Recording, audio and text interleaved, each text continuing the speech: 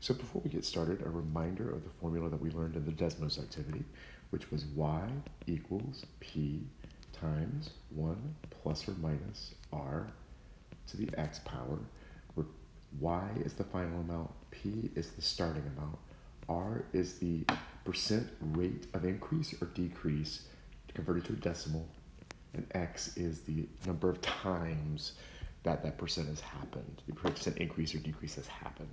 So we're going to do some problems here at the beginning. I'm going to pause the video and use the calculator to save you some time. So this first problem, we have an initial population of 100 rabbits, so that's my P, growing at a constant rate of 5% per year. So my R is 5%, but I have to convert that to a decimal to use it. And then how many rabbits will there be after each of these times? So here's what the setup would look like for each of those, and here's the answers you get. Now notice we're dealing with rabbits here, so we want a whole number of rabbits. When I get a decimal, I can either choose to round down, saying I haven't gotten a full rabbit yet, or choose to round up if appropriate, saying that is like another rabbit. As long as you're considering that it's a full rabbit, doesn't matter. So the next problem, we have a car that starts at 24,000, so again, that's my starting amount, declines at a constant rate of 3.2. So my R is going to be negative this time, but I have to convert it to a decimal. And then asking the same questions. So these are those numbers. Now, these are examples of growth and decay. Exponential growth basically is growth that is defined by an exponential function, and it looks like this. It's flat on one side, goes progressively steeper on the other. And decay has a similar shape, except it's shrinking. Now, there is an extra piece of the graph that we'll talk about a little bit later. But for now, that's good. And then the formulas, growth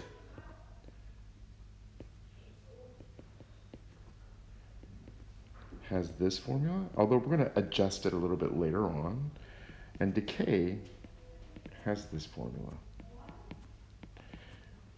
And there are some little adjustments we'll do for specific cases later on.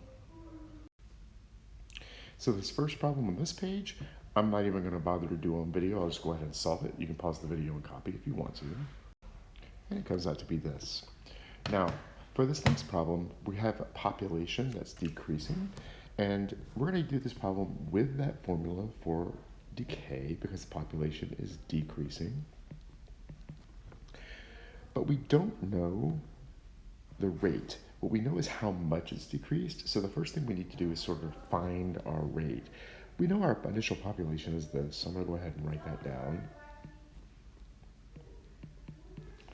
But in order to find my rate, I need to figure out how much my decrease has been.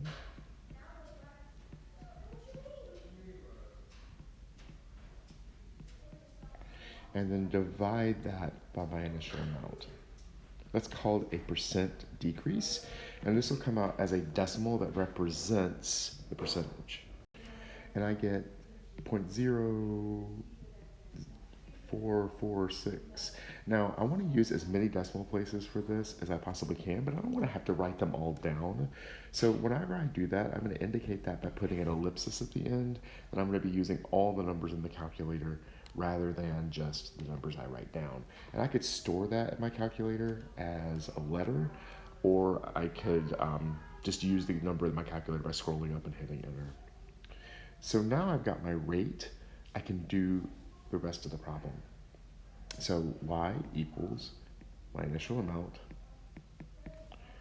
1 minus that number. Now, when I go to raise it to my power, that x is the number of times the decrease is happening. Now, keep in mind, this decrease happened over a 10-year span. So my time unit here is 10 years. So I'm going from 2010, because that's what I chose to be my starting year, to 2100. So for me, my time is going to be 90 years, which is 9 of those spans. By the way, you could have chosen 3A1009 to be your initial, and then your X would have been 8 instead because you're going 80 years, and you would have gotten much the same answer. And so the answer I get, rounded, is 264,390. And it's rounded to the whole person because it's people. We don't want decimal people. That's not how you spell people. There we go. All right, next slide.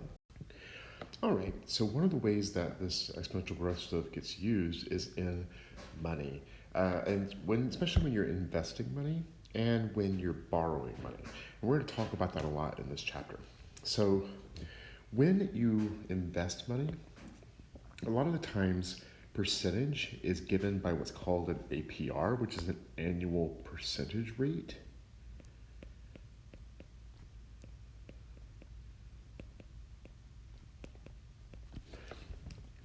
Which is the amount of money that you would earn per year.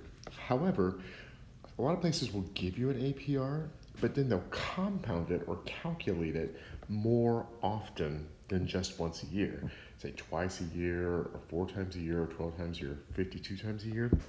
When they do that, they adjust the formula slightly. So the formula that we've been using up to this point to calculate growth is this. So when they compound more than once a year, what they do is they divide the APR into equal portions. So let's say n is the number of times per year the interest is calculated.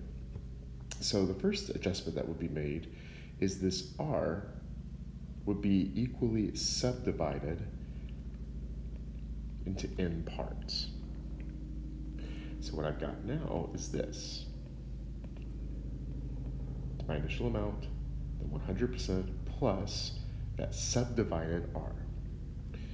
Now, the x represents the number of years of investment. But if I'm compounding n times per year, let's say I invested for 10 years and I were compounding monthly, that would be 120 calculations, 120 times the interest is done. So if I want to figure out what the power is going to be, it's not just going to be x, it's going to be x times the number of times per year it's calculated. So when I'm dealing with money, this is the formula I use. Y is the final amount, P is the initial amount, R is the annual percentage rate, N is the number of times it's compounded per year, and X is the number of years. So looking at this problem down here at the bottom, Jack invests $10,000, so that's his initial amount,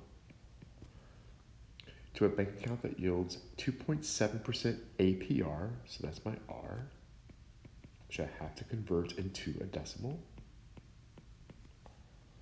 What's the value of his investment after 20 years? So 20 years is my X. If he doesn't remove or add any money, and the interest is compounded in each of these ways.